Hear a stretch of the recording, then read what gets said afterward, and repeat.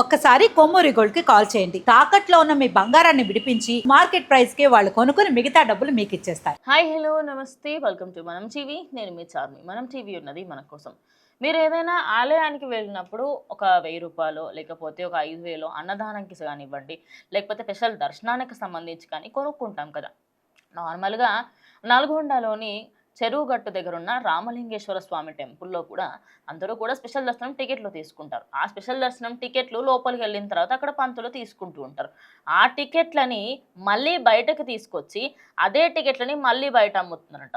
అంటే ఒక్క దెబ్బకి 2 పెట్టారు. ఇప్పుడు ఆ పేపర్ ఖర్చు మిగిలిపోతుంది అన్నమాట మహానుభావులకు. మరీ ఇంత దారుణమా? అంటే కావాలని ఎందుకు అట్లా? అంటే ఆల్రెడీ ఇచ్చేసిన టికెట్లని మళ్ళీ బయటకు తీసుకొచ్చి అవే టికెట్లను అమ్మడం ఎందుకు?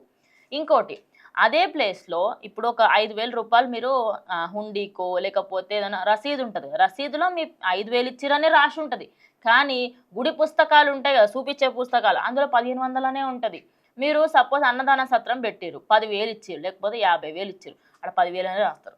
ఎందుకు అంటే వాళ్ళకి సంబంధించి వాళ్ళ జేబులు నింపుకోనికే తయారున్నారు. కానీ దేవునికి ఏమన్నా మంచి చేద్దాము, దేవునికి సంబంధించి ఆ ఏరియాని ఏమైనా డెవలప్ చేద్దామని సిగ్గు శరంగా ఉంటే ఏం లేకపోయి ఆడ మొత్తం దరఖాస్తు చేసేటప్పుడు ఒక నంబర్ ఉంటుంది, గుడికి సంబంధించిన పుస్తకంలో ఒక నంబర్ ఉంటుంది. ఆ టికెట్ల విషయంలోనేమో ఇదేమంటారు, ఇచ్చిన టికెట్లే మళ్ళీ ఇస్తున్నారు. ఏంది ఎప్పటికీ బయటపడరు అనుకుంటున్నారు. చాలా రోజుల నుంచి చాలా సంవత్సరాల నుంచి ఇదే కొనసాగిస్తున్నారట. ఇక ఎట్టకేలకు ఒక మనిషికి ధైర్యం చేసుకొని ఇదేదో తేడాగా ఉన్నది అని చెప్పి పోలీసులకు చెప్తే ఇప్పుడైతే ప్రజెంట్ ఆ గుడికి సంబంధించి ఇలాంటి మళ్ళీ చేస్తే స్ట్రిక్ట్ యాక్షన్ తీసుకుంటామని చెప్పేసి చెప్పారు.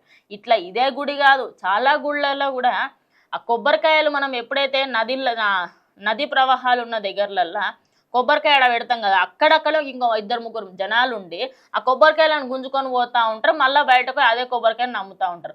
అంతెందుకు మనం ఇప్పుడు చీరలు పెడతాం కదా దేవుళ్ళకు చీరలు పెట్టిన చీరల్ని అక్కడే పెట్టి కొద్దిసేపు అయినాక మనం వెళ్ళిపోతాం కదా సాయంత్రం పూట మళ్ళీ తీసుకుపోయి అదే షాప్ వాళ్ళకి ఇచ్చుడు. అక్కడే కొన్ని దగ్గరలు ఇవన్నీ కూడా జరుగుతున్నాయి. ఏంటంటే ఈ వ్యక్తులకు సంబంధించి మనం చూసి చూడనట్టు వదిలేస్తున్నాం కాబట్టి రోజుకి ఇలాంటివి చేసేటోళ్ళు కూడా ఎక్కువవుతున్నారు. మరి ఇలాంటివి చేయడం ఆపాలనంటే మనం ఎక్కడైనా టెంపుల్కి పోయినప్పుడు ఏదైనా మీకు తప్పు అనిపించిందా, బరాబర్ అన్ని నిలదీయుర్రి, ఎందుకు ఇట్లా చేస్తున్నారు ఏంటి అని. ఇంకోటి, ఈ విఐపి దర్శనం ఏదైతే ఉంటుందో పెద్ద గుళ్ళల్లో అంటే సరే పెద్ద వ్యక్తులు వస్తారో అలా టైమింగ్లు ఉండవు అది ఇది అని చెప్పేసి అనొచ్చు. చిన్న గుళ్ళల్లో కూడా ఎవరైనా నార్మల్ వ్యక్తి ఒక 10 రూపాయలు ఎక్కించున్నాడంటే వేరే రూట్లో ఓన్రి. ఇంకోటి, కొన్ని గుళ్ళల్లో మన తెలంగాణ రాష్ట్రంలోని కొన్ని గుళ్ళల్లో ఎంత దారుణం అంటే ఆ గుడి లోపలికి వెళ్ళానంటే ఒక టికెట్ స్టెప్పులు పెట్టదంటే, ఒక టికెట్ కారు పెట్టదంటే, ఒక టికెట్ అర్చనకు ఒకటి, హారతికి ఒకటి, అట్లా చెప్పుకుంటూ పోతే నువ్వు ఏదన్నా చెప్పి ప్రతి దానికి టికెట్ పెడతారు. ఎందుకు దర్శనానికి కూడా ఒక టికెట్ పెట్టారు, అయిపోతుంది.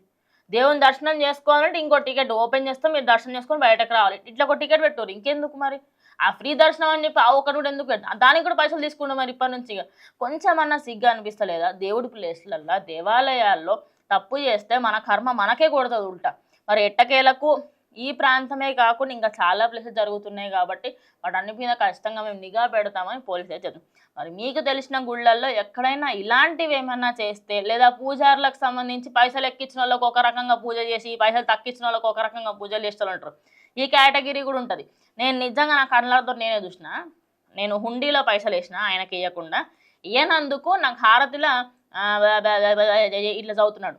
అదే ఇంకొక ఆయనకు శ్రీ డొంగడల్ల గోత్రోద్భాస్య అనుకుంటా అట్లా చదువుతున్నాడు. అంటే మనకి సంబంధించి వాళ్ళకి పైసలు ఇచ్చిన వాళ్ళకి ఒక తరీకా, పైసలు ఇవ్వని వాళ్ళకి ఒక తరీకా అనేది మెయింటైన్ చేస్తున్నారు.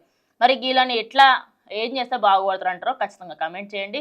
మీకేమైనా తెలిసి ఉంటే ఇలాంటి వాటికి సంబంధించి ఖచ్చితంగా కంప్లైంట్ చేయాలని చెప్పేసి నేను కోరుకుంటున్నాను. ఇది వాటి వీడియో, ఇంకో వీడియోతో మళ్ళీ కలుస్తాం.